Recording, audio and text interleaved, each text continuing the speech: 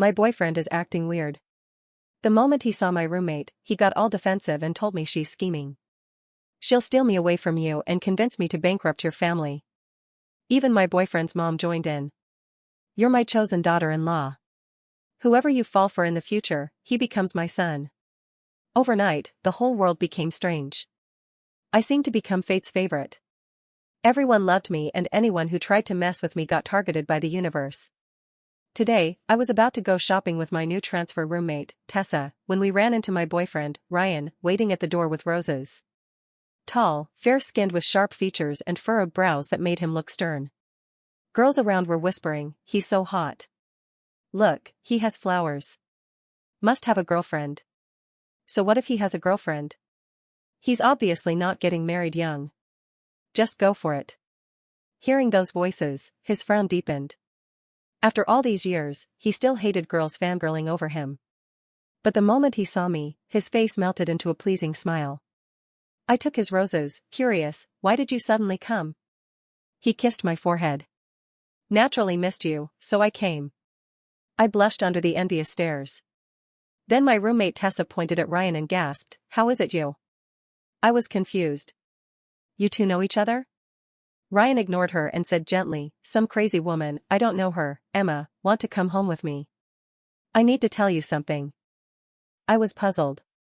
Though Ryan could be sharp-tongued, I'd never seen him this defensive. Seeing his weird mood, I looked apologetically at Tessa, about to tell her I couldn't go shopping today. But she wasn't looking at me. She reached for Ryan, who dodged away. "I just misunderstood about you hitting someone yesterday. I didn't know it was a scam." I already apologized. "What more do you want? Why are you so petty?" Ryan's aura turned darker, like facing an enemy. "Eat less salt. You're too free. If you're really bored, go figure out why the ocean is so wide. My wife and I have things to do." He expertly dodged her reaching hand again and led me away, leaving Tessa fuming behind. On the way, before I could ask, Ryan spoke gloomily. "Emma, do you believe our world is just a novel? What, are you crazy or am I?" I raised an eyebrow, signaling him to continue. He sighed like he'd made a decision. "Anyway, I'll definitely protect you. I've set up a trust fund. If I ever betray you, I'll lose everything."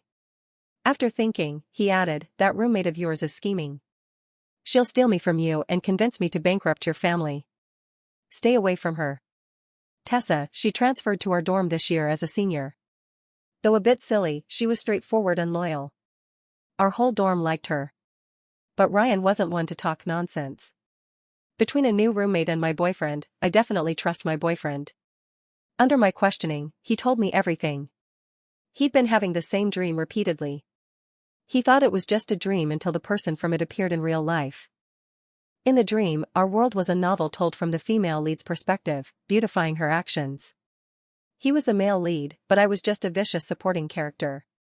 He met the female lead, Tessa, through a misunderstanding. The female lead was compassionate and righteous like a stubborn little white flower. Learning the supporting character was the male lead's girlfriend, she used her position as the roommate to approach him just to clear up their misunderstanding.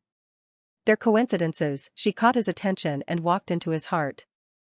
The male lead confessed their relationship was just a family arrangement without feelings. The pretentious supporting character went crazy targeting the female lead.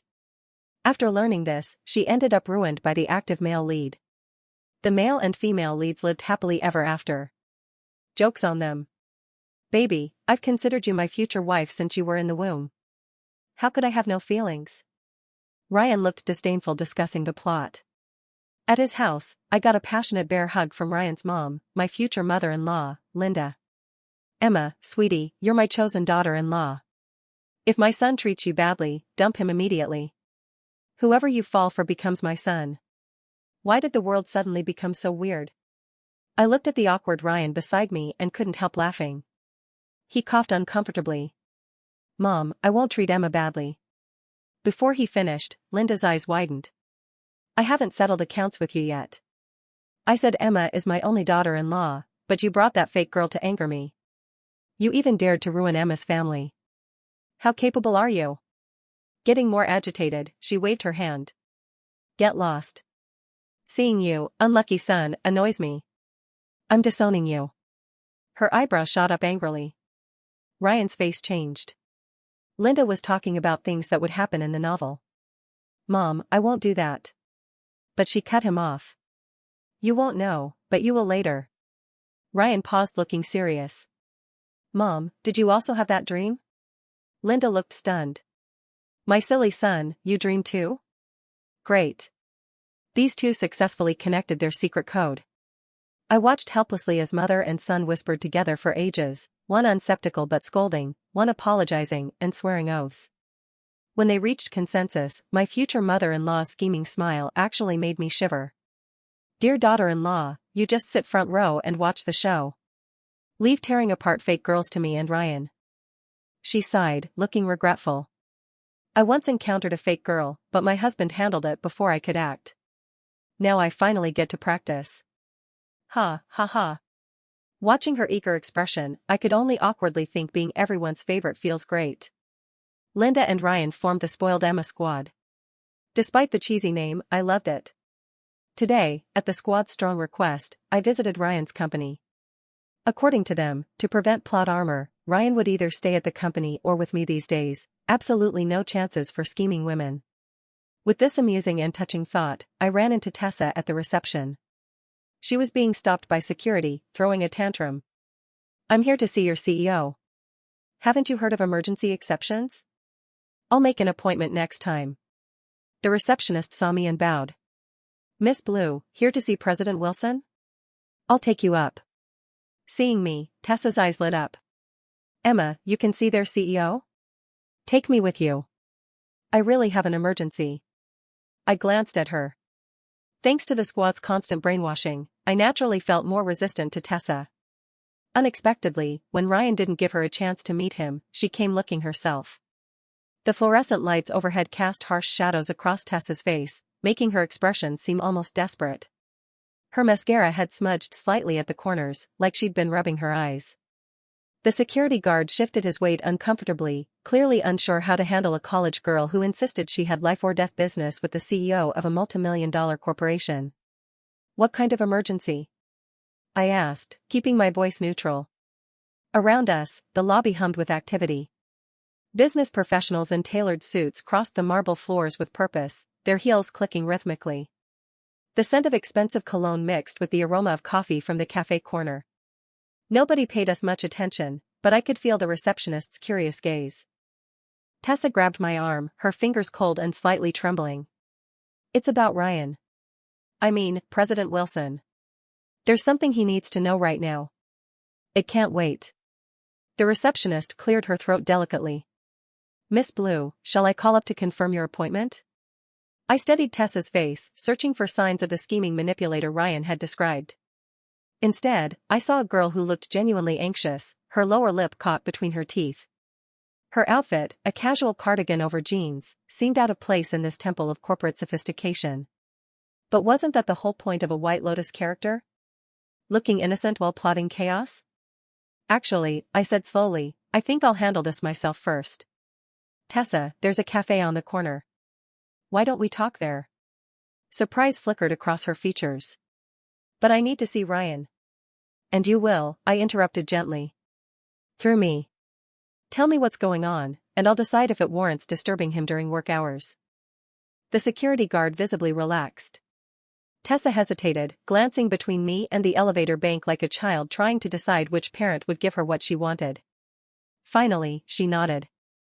The cafe was one of those aggressively minimalist establishments where everything came in shades of white, gray, and pale wood. We settled into a corner booth with our drinks. Mine was a simple latte. Hers was some complicated concoction with 3 different syrups that the barista had taken 5 minutes to create. The first sip left a foam mustache on her upper lip, which she wiped away absently. So, I began, wrapping my hands around the warm ceramic mug. What's this emergency? Tessa set down her drink with enough force that it sloshed slightly. Someone's trying to sabotage Ryan's company. I overheard it yesterday at this networking event. There's this guy, Marcus Chen, who runs a competing tech firm. He was bragging to his friends about how he'd finally found Wilson Corp's weak point. My stomach tightened. What weak point? Something about a patent dispute. He said Ryan's new project, the one launching next month, uses technology that Chen claims his company developed first. He's planning to file an injunction tomorrow morning to halt the entire launch. She leaned forward, earnest intensity radiating from her. Emma, if that project gets delayed, the investors will panic. Ryan could lose millions. I took a slow sip of my latte, buying time to think. This felt like exactly the kind of scenario from Ryan's dream, where the female lead swoops in with crucial information, making herself indispensable to the male lead. The coincidence was almost too perfect. How did you end up at a tech industry networking event? I asked casually. A faint blush colored her cheeks. My cousin works in venture capital. He dragged me along because he didn't want to go alone. I was bored out of my mind until I heard Ryan's name mentioned. She twisted her napkin between her fingers. Look, I know you probably think I'm some weirdo stalker after what happened the other day. But I'm not trying to steal your boyfriend or whatever. When I saw him at school, I genuinely thought he looked like someone who'd helped me once. I was wrong. I apologized. But this, she gestured emphatically, this is real. This affects his entire company. The afternoon sunlight streamed through the floor-to-ceiling windows, illuminating dust motes dancing in the air. Outside, people hurried past with shopping bags and briefcases, everyone absorbed in their own small dramas. A bus hissed to a stop at the corner, disgorging a crowd of passengers. Why not just call him? I asked. Or email? Why come in person when you knew security wouldn't let you up? Tessa's expression turned sheepish. I tried calling. His assistant said he's not taking calls from unknown numbers this week. I tried emailing through the company website, but those messages go through filters. By the time someone actually reads it and decides if it's worth forwarding, it might be too late. She met my eyes directly. I know how this looks. But Emma, I swear on my grandmother's grave, I'm telling the truth. You can verify everything I've said. Marcus Chen Technologies, patent dispute. It's all public record once the filing happens, but by then the damage is done. I pulled out my phone, pulling up the search browser. A quick search confirmed that Marcus Chen was indeed the CEO of Chen Technologies, a direct competitor to Wilson Corporation. News articles from the past year showed a pattern of aggressive business tactics, including 2 previous lawsuits against smaller companies over intellectual property claims. One article featured a photo of Chen at some gala, smirking at the camera with the confidence of someone who'd never lost a fight. Assuming you're right, I said carefully, why do you care what happens to Ryan's company? For the first time, Tessa looked uncomfortable. She stirred her drink unnecessarily, the spoon clinking against the glass. Because I messed up before. I accused him of something he didn't do, and I felt terrible about it. I thought maybe if I could help him now, it would make up for it. Prove I'm not a terrible person. She laughed, but it sounded hollow. Plus, honestly? My cousin mentioned that if Wilson Corp goes under, it'll tank the whole tech sector in this city. Including the firm where my dad works. So it's partially selfish too. The honesty was almost disarming. In Ryan's dream version, the female lead was portrayed as selflessly perfect, a paragon of virtue. This Tessa, sitting across from me with whipped cream on her sleeve and anxiety in her eyes, seemed far more human. Flawed, yes, but perhaps not malicious. I made a decision. Wait here. Stepping outside, I called Ryan directly. He answered on the first ring, his voice warm with pleasure. Emma? Everything okay? You should be up here by now. I'm at the cafe on the corner. Tessa showed up at your building with some information about a potential legal issue. Something about Marcus Chen and a patent dispute? The silence that followed was heavy. Then, in a completely different tone, cold and focused, what exactly did she say? I relayed the information. As I spoke, I could almost hear Ryan's mind working through the implications. When I finished, he swore softly. That bastard. We'd been monitoring Chen Tech's movements, but nothing indicated they were planning legal action. If they file an injunction tomorrow, he cut himself off. I need to talk to our legal team immediately. Emma, bring Tessa up. I need details.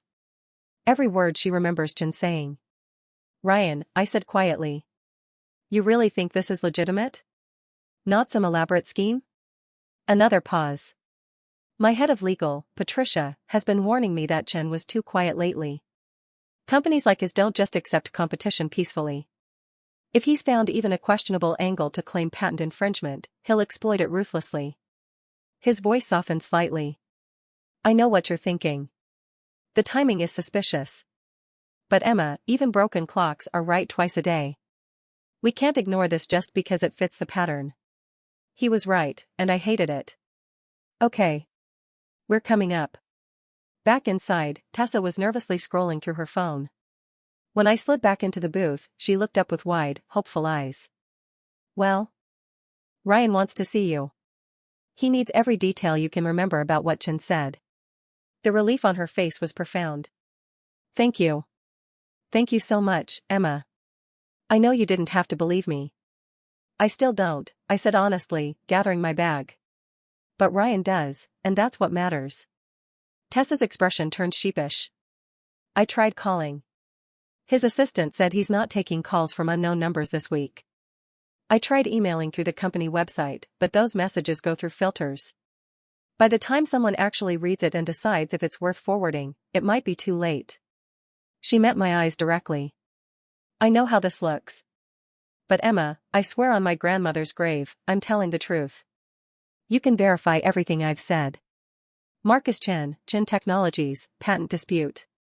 It's all public record once the filing happens, but by then the damage is done. I pulled out my phone, pulling up the search browser. A quick search confirmed that Marcus Chen was indeed the CEO of Chen Technologies, a direct competitor to Wilson Corporation. News articles from the past year showed a pattern of aggressive business tactics, including 2 previous lawsuits against smaller companies over intellectual property claims. One article featured a photo of Chen at some gala, smirking at the camera with the confidence of someone who'd never lost a fight. Assuming you're right, I said carefully, why do you care what happens to Ryan's company? For the first time, Tessa looked uncomfortable. She stirred her drink unnecessarily, the spoon clinking against the glass. Because I messed up before. I accused him of something he didn't do, and I felt terrible about it. I thought maybe if I could help him now, it would make up for it. Prove I'm not a terrible person. She laughed, but it sounded hollow. Plus, honestly? My cousin mentioned that if Wilson Corp goes under, it'll tank the whole tech sector in this city. Including the firm where my dad works. So it's partially selfish too. The honesty was almost disarming. In Ryan's dream version, the female lead was portrayed as selflessly perfect, a paragon of virtue. This Tessa, sitting across from me with whipped cream on her sleeve and anxiety in her eyes, seemed far more human. Flawed, yes, but perhaps not malicious. I made a decision. Wait here. Stepping outside, I called Ryan directly. He answered on the first ring, his voice warm with pleasure. Emma? Everything okay? You should be up here by now. I'm at the cafe on the corner. Tessa showed up at your building with some information about a potential legal issue. Something about Marcus Chen and a patent dispute? The silence that followed was heavy. Then, in a completely different tone, cold and focused, what exactly did she say? I relayed the information. As I spoke, I could almost hear Ryan's mind working through the implications. When I finished, he swore softly. That bastard. We've been monitoring Chen Tech's movements, but nothing indicated they were planning legal action. If they file an injunction tomorrow, he cut himself off. I need to talk to our legal team immediately. Emma, bring Tessa up. I need details. Every word she remembers Chen saying. Ryan, I said quietly. You really think this is legitimate? Not some elaborate scheme? Another pause. My head of legal, Patricia, has been warning me that Chen was too quiet lately. Companies like his don't just accept competition peacefully. If he's found even a questionable angle to claim patent infringement, he'll exploit it ruthlessly. His voice softened slightly. I know what you're thinking. The timing is suspicious. But Emma, even broken clocks are right twice a day. We can't ignore this just because it fits the pattern. He was right, and I hated it. Okay. We're coming up. Back inside, Tessa was nervously scrolling through her phone. When I slid back into the booth, she looked up with wide, hopeful eyes. Well? Ryan wants to see you. He needs every detail you can remember about what Chen said. The relief on her face was profound. Thank you. Thank you so much, Emma. I know you didn't have to believe me. I still don't, I said honestly, gathering my bag. But Ryan does, and that's what matters. The elevator ride to the executive floor was silent except for the soft classical music piping through the speakers. Tessa kept fidgeting with her cardigan buttons, fastening and unfastening them repeatedly. The numbers climbed steadily, 15, 16, 17. The elevator walls were mirrors, reflecting our images back at us infinitely. I caught sight of my own expression, guarded and watchful, next to Tessa's anxious one.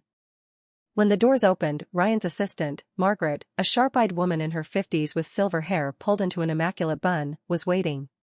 Miss Blue, President Wilson is in the conference room. Please follow me. She led us down a corridor lined with abstract art and glass-walled offices. Employees glanced up as we passed, their curiosity barely concealed. Margaret opened a heavy wooden door, revealing a spacious conference room dominated by a massive table. Ryan stood at the far end with 3 other people, 2 men in suits who radiated lawyer energy, and a woman with red-rimmed glasses who was already typing furiously on her laptop. Ryan's eyes found mine first, a question in them. I gave a small nod. His shoulders relaxed fractionally before his attention shifted to Tessa. Miss Morrison, he said formally. My legal team. Patricia Huang, our general counsel. James Whitmore and David Kim, our external litigation specialists. Please tell us exactly what you heard. Tessa swallowed hard, suddenly looking very young in this room full of corporate power players. Okay. She took a breath. I was at the Riverside Tech Mixer yesterday evening. My cousin, Derek Morrison, he works at Sterling Ventures. We were by the bar around 8:30 when I heard someone mention Wilson Corporation. I turned and saw 3 men, Asian guy in his 40s with slicked back hair, wearing a navy suit. That's Chen, Patricia interjected, pulling up a photo on her laptop and turning it toward Tessa. Yes, that's him. He was with 2 other men. One was tall, blonde, looked European maybe? The other was shorter, wore glasses. Chen was saying something like, Wilson thinks he's so innovative, but he's built his empire on borrowed technology. The blonde guy laughed and said, can you prove it? And Chen said, my lawyers already have the documents. We file tomorrow at 9 sharp. By noon, his flagship launch will be dead in the water. David Kim was taking rapid notes. Did he mention which specific patent? Tessa shook her head. Not by number. But he said something about the processing architecture. And the blonde guy asked if Wilson would settle, and Chen said, I don't want his money. I want him buried. She wrapped her arms around herself. It sounded really personal. Ryan's jaw tightened. Patricia and the lawyers exchanged significant looks. The processing architecture, Patricia said slowly. That's the core of the Phoenix project. If he's claiming our base architecture infringes on something Chen Tech developed. We independently developed that technology, Ryan cut in, his voice hard. We have documentation, timestamps, everything. Doesn't matter if he can create enough doubt, James said grimly. A judge might grant a preliminary injunction just to preserve the status quo while the case proceeds. That could take months. Months we don't have, Ryan muttered. He turned to Tessa. Anything else? Names, specifics, anything that might tell us his angle? She bit her lip, thinking. The European guy mentioned something about a former employee. He said, your insider really came through. Chen said, money talks. Wilson's too trusting. Never suspects his own people. The room went very still. Patricia's fingers froze over her keyboard. Ryan's expression turned thunderous. A mole, he said softly, dangerously. Someone sold us out. The implications hung in the air like smoke. Somewhere in this building, in Ryan's own company, someone had betrayed him. They'd handed over proprietary information to a competitor, information that could now be weaponized to destroy everything Ryan had built. We need to identify the leak, David said urgently. Before they can do more damage. And prepare our defense, James added. If they're filing at 9 tomorrow, we have less than 20 hours. Ryan nodded, already moving into crisis mode. Patricia, pull all our development records for the Phoenix architecture. James, David, start drafting our response to whatever injunction they file. Margaret, he called out the door, I need the HR files for everyone with access to the Phoenix development, going back 2 years. The room exploded into organized chaos. Patricia was on her phone, barking orders to other lawyers. James and David huddled over a laptop, pulling up legal precedents. Margaret's voice filtered in from outside, efficiently coordinating with various departments. In the midst of it all, Tessa stood awkwardly by the wall, clearly unsure if she should leave or stay. I moved to her side. "Thank you," I said quietly, "for bringing this to us." She glanced at me, surprised. "I know you don't trust me." "I don't," I admitted. "But you still did the right thing." A small smile touched her lips. "Maybe someday you will. Trust me, I mean." Before I could respond, Ryan appeared at my elbow. "Emma, I need to ask you something." He drew me slightly away, lowering his voice. "In the dream, the plot. Did Tessa ever help me with a business crisis?" I thought back to what he'd told me. "You said she wormed her way into your life through coincidences and misunderstandings. You didn't mention anything about business help." "Exactly." His eyes were troubled. "This doesn't fit the pattern. Which means either the dream isn't a perfect prediction, or this is something else entirely. Or," I said slowly, "she's not actually the villain you thought she was." He looked at Tessa, who was now examining a piece of abstract art on the wall with exaggerated interest, trying to look busy. "I don't know what to think anymore. Everything was so clear in the dream. But reality keeps not matching up." Patricia's voice cut through our conversation. "Ryan, you need to see this." We gathered around her laptop. On screen was a spreadsheet showing access logs for the Phoenix project files.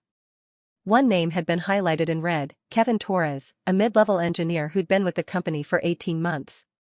"He accessed the complete architecture files 3 weeks ago," Patricia said. "Way outside his clearance level. And look." She pulled up another window. "He submitted his resignation yesterday morning. Effective immediately. Didn't even work his 2 weeks' notice." "Where is he now?" Ryan demanded. "According to HR, he said he was moving back to his hometown in Oregon for family reasons." Patricia's expression was skeptical.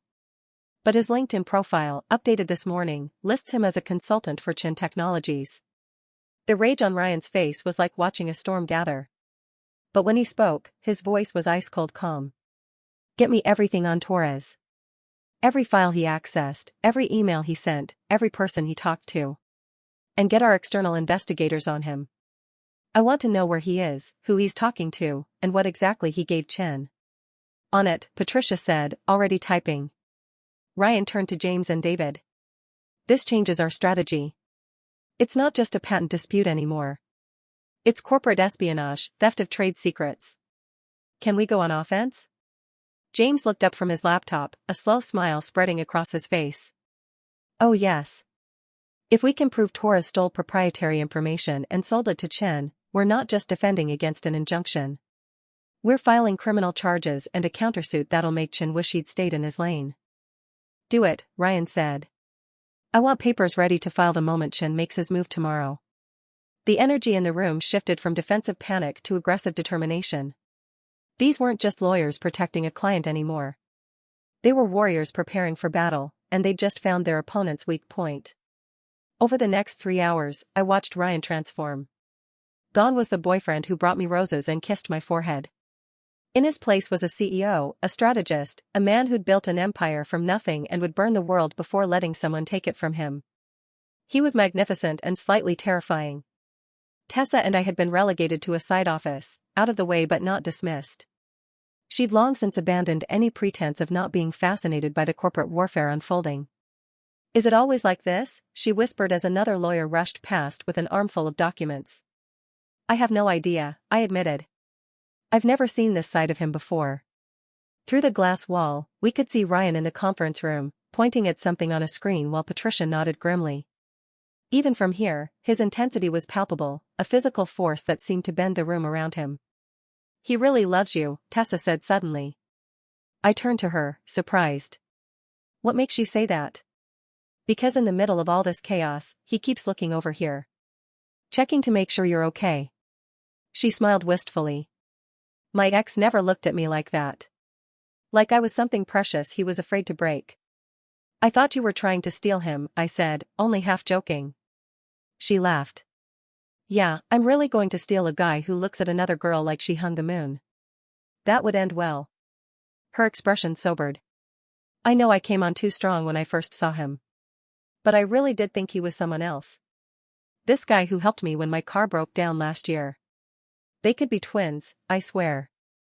What happened with your ex? I asked, surprising myself with the question. Tessa's face closed off slightly.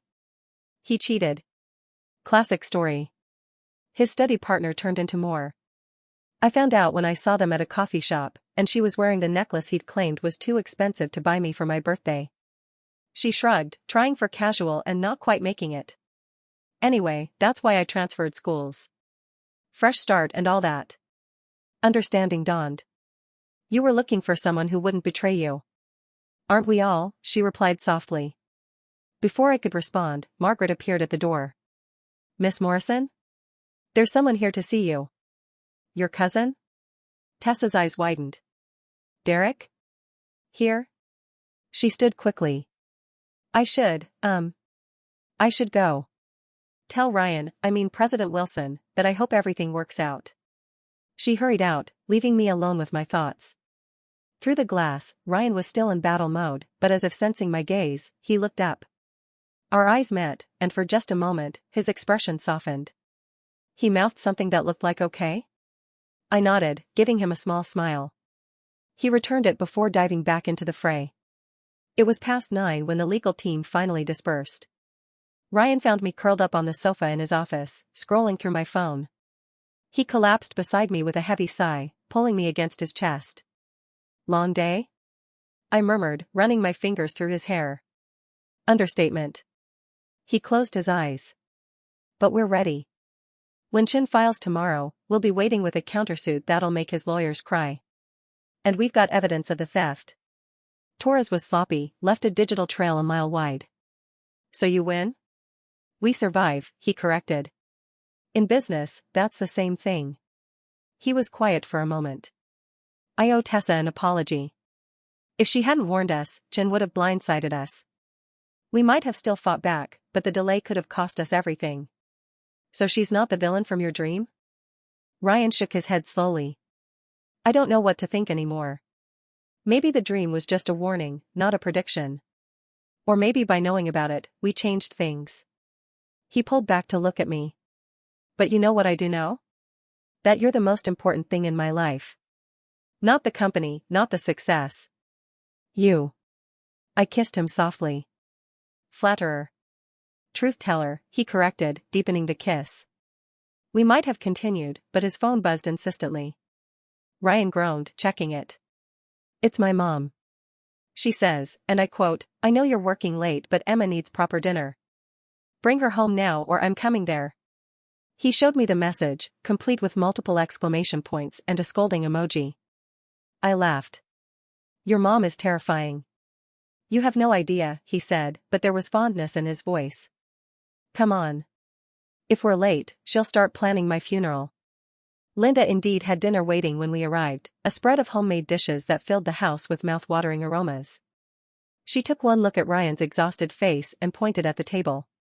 Sit. Eat. Work comes second to health. Yes, Mom, Ryan said meekly, which made me hide a smile.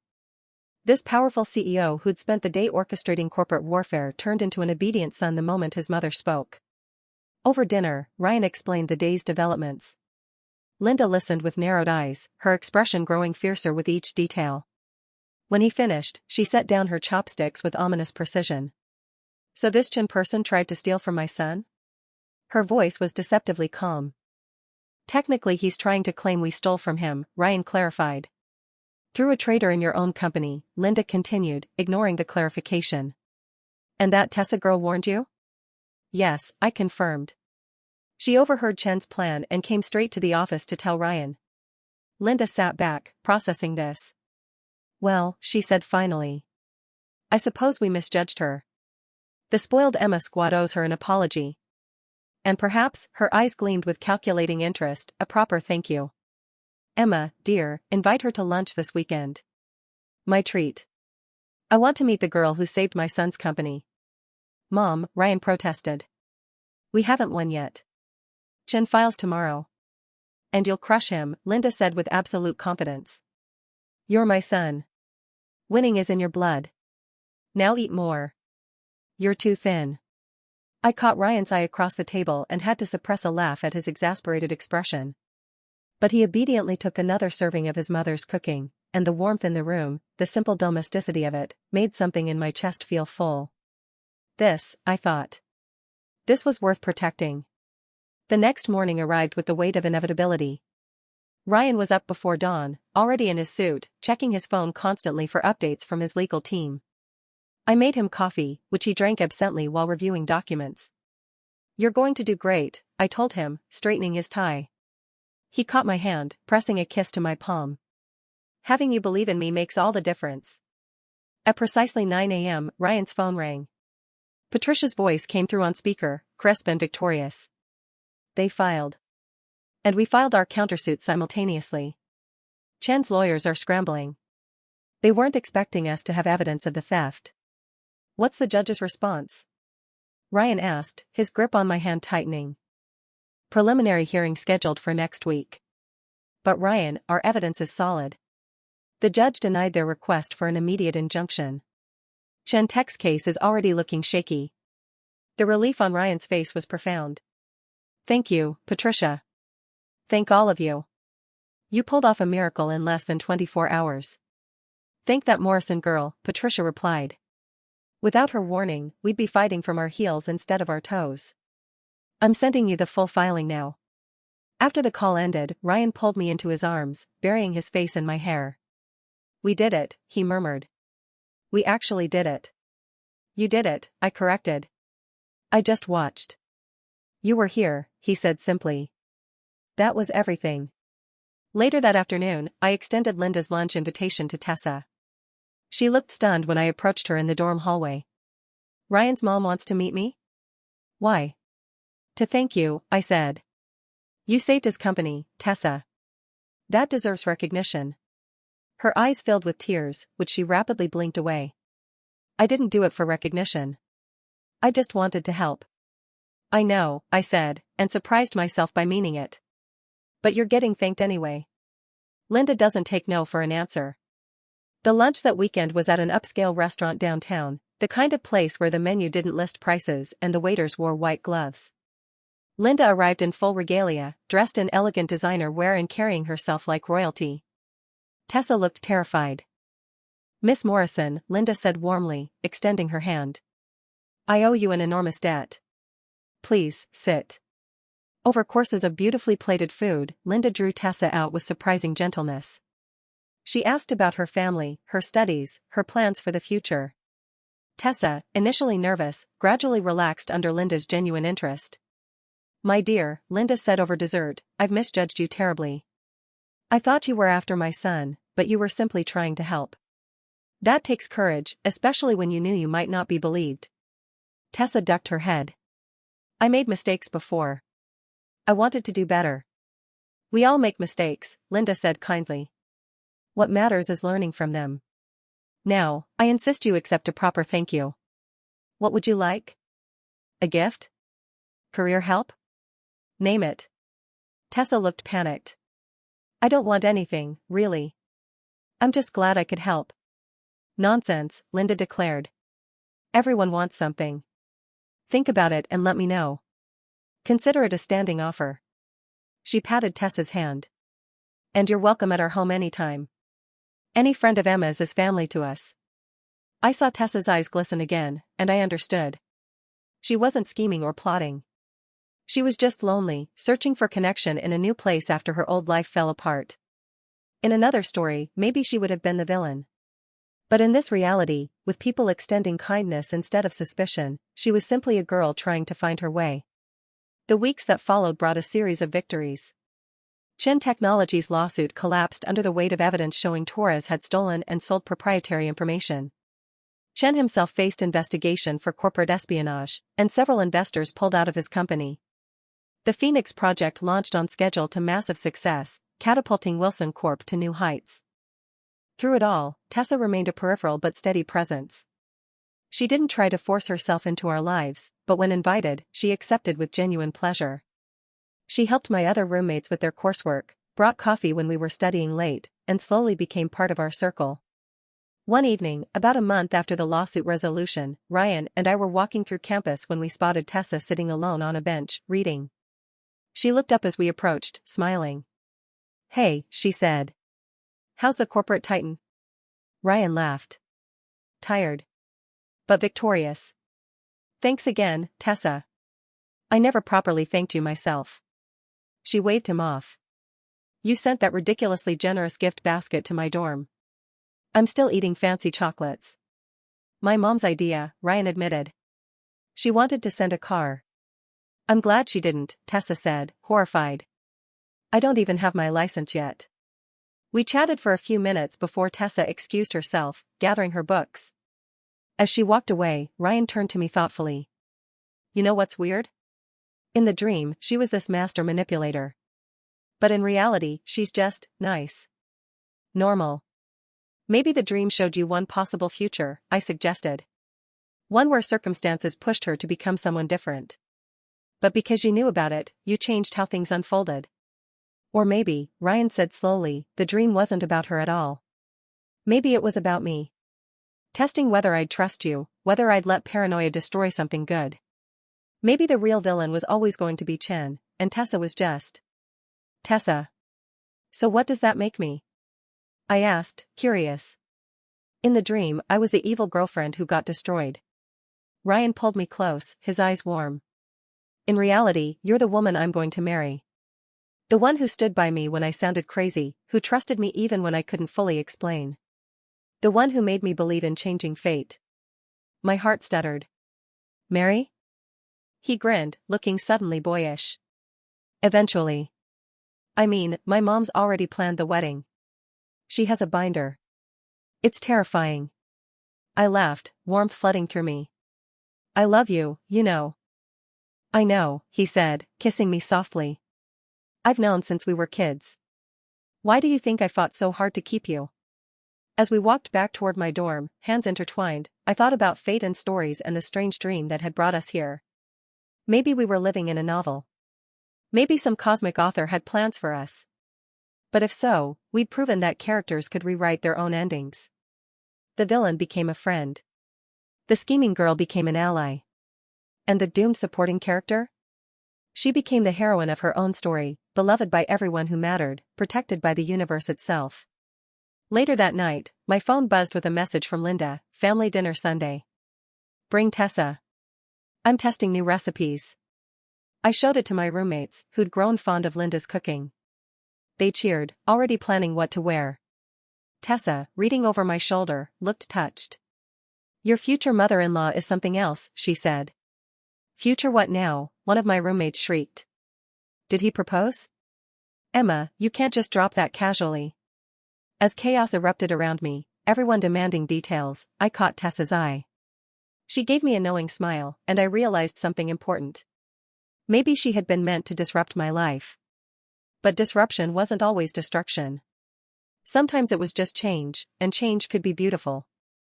3 months later, the semester was ending, and summer stretched before us with infinite possibility. Ryan's company had gone from strength to strength. Chin Technologies had filed for bankruptcy, unable to recover from the scandal and investor exodus. Kevin Torres faced criminal charges and would likely see jail time. But that was all business, and I'd learned that business was only part of life. The real story was in smaller moments, Linda teaching me her family recipes in her kitchen, declaring I needed to know them for when I had my own family. Ryan falling asleep on my shoulder during movie nights, exhausted from work but refusing to miss our time together. Tessa becoming genuine friends with my roommates, her laughter bright and unguarded in a way it hadn't been when she first arrived. One warm evening in May, Ryan picked me up for what he said was a casual dinner. But he was wearing his best suit, and there was a nervous energy about him that made my heart race. He drove us to the botanical gardens where we'd had our first official date years ago. The sun was setting, painting the sky in shades of amber and rose. Flowers bloomed in wild profusion, their scent heavy on the air. We walked the familiar paths until we reached a secluded gazebo overlooking a pond. "Emma," Ryan said, taking my hands. His voice trembled slightly. "I know we're young. I know we have years ahead of us. But I've known since I was 17 that you were it for me. The dream that warned me, the universe that seemed to protect you, none of it mattered as much as this simple truth: I love you. I've always loved you. I will always love you. He knelt, pulling out a small velvet box. Inside was a ring that caught the dying light, scattering rainbows across the gazebo floor. Will you marry me? He asked. Not now, not until we're ready. But someday. Will you promise me someday? Tears blurred my vision. Yes, I whispered. Yes, absolutely yes. He slipped the ring onto my finger, and it fit perfectly, like it had been made for me. Maybe it had. Maybe Linda had been planning this for years. The thought made me laugh even as I cried. Ryan stood, pulling me into his arms, and kissed me as the sun finally slipped below the horizon. In the gathering darkness, the garden lights flickered on, illuminating the flowers and trees like something from a fairy tale. I changed fate, he murmured against my lips.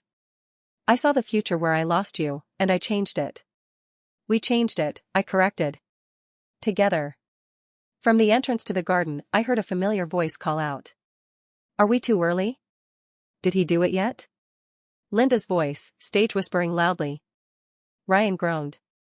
I told them to wait 30 minutes. You know, Mom, I said, laughing. She doesn't do patient. We emerged from the gazebo to find not just Linda and Ryan's father, but my parents, our friends, even Tessa, all gathered with balloons and champagne and enormous grins. Linda rushed forward, pulling me into a hug. Welcome to the family officially, my daughter, she said, tears streaming down her face. I've been waiting for this day since you were born. The celebration that followed was chaotic and perfect. Someone had brought a speaker, and music filled the garden. My roommates took approximately 1 million photos. Tessa caught my eye across the crowd and gave me a thumbs up, her smile genuine and warm. You know, she said when she made her way over to congratulate me, when I first transferred here, I thought I'd never fit in. But you guys gave me a chance. You believed me when you had every reason not to. That meant everything. You earned it, I told her. By being yourself. The real you, not some character in a story. She hugged me impulsively. I'm so happy for you, Emma. You deserve all of this. As the party continued around us, I stood with Ryan, his arm around my waist, and looked at the people gathered to celebrate our future. These were the people who'd fought for us, protected us, believed in us. This was the life we'd built by refusing to accept a predetermined ending. What are you thinking? Ryan asked softly. That we're living proof, I said. That knowing the story doesn't mean you can't change it.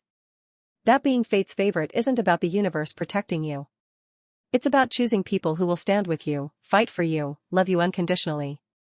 Ryan kissed my temple. When did you get so wise? I've always been wise, I teased. You just noticed. Linda chose that moment to announce that dinner was served. She'd had a catering company set up a full meal in the garden's pavilion, and naturally she'd overseen the entire menu personally. As everyone moved toward the food, chattering excitedly, I hung back for just a moment. The stars were beginning to emerge in the darkening sky. Somewhere out there, maybe there was a cosmic author, watching our story unfold. Maybe they'd planned for me to be the villain, for Tessa to steal everything, for Ryan to destroy me. But we'd rewritten the script. We'd taken the roles we were given and transformed them into something beautiful. The supposed villain became a beloved daughter-in-law. The scheming girl became a loyal friend. The doomed heroine became a cherished fiancée. And the ending? The ending was just beginning. Emma. Ryan called from the pavilion. Mom wants to give a toast. I hurried to join them, slipping my hand into Ryan's as Linda stood with her champagne glass raised, her eyes suspiciously bright. To Emma and Ryan, she began. To love that conquers fear, to trust that overcomes doubt, to family that extends beyond blood. And to fate, she added with a mischievous smile, which clearly knows when it's been beaten. Welcome to being officially loved by the universe, my dear children. Now let's eat before the food gets cold. Laughter rippled through the crowd as we raised our glasses. The champagne sparkled in the light, bubbles rising like tiny stars. And as I looked around at these faces, these people who'd become my chosen family, I realized something profound. Being fate's favorite didn't mean life was perfect. It meant when challenges came, when villains appeared, when the story tried to take a dark turn, you had people who'd rewrite reality itself to keep you safe. It meant being loved. Truly, fiercely, unconditionally loved. And that was the greatest plot twist of all.